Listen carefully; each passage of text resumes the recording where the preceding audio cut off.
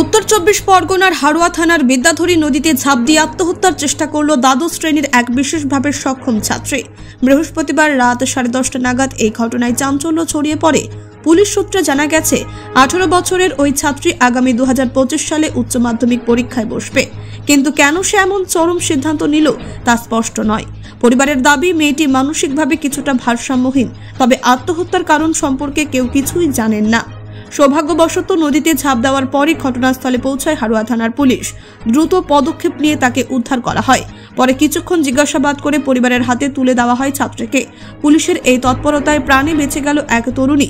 স্থানীয়রা পুলিশের ভূমিকায় প্রশংসা করেছেন এবং জানান, এমন নজরদারি সত্যি প্রশংসনীয়। তবে এই ঘটনা মনে করিয়ে দেয়, মানসিক স্বাস্থ্য সম্পর্কে পরিবার ও সমাজকে আরও সচেতন হতে হবে। Bureau report, Bangla digital TV. আমি তখন ব্রিজের পাশ দিয়ে যাচ্ছিলাম, হঠাৎ দেখলাম একটা মেয়ে যে আত্মহত্যা করতে নদী দিয়ে ঝাঁপ দিতে যাচ্ছে। তখন সেই সময় হাড়োয়া থানার পুলিশ টহল দিচ্ছিল। ঘটনাটি চোখে পড়ায় ওরা তৎক্ষণাৎ তাকে রক্ষা করে ঠিক আছে, বাঁচিয়ে ফেলে। এর জন্য হাড়োয়া থানাকে অধিক কৃতজ্ঞতা জানাই, ধন্যবাদ জানাচ্ছি। কিছু পরিচয় জানতে পেরেছেন? মেয়েটা সম্বন্ধে পরবর্তী সময় জানলাম যে মেয়েটি দ্বাদশ শ্রেণীতে পড়ে, 2025-এ উচ্চ মাধ্যমিক দেবে।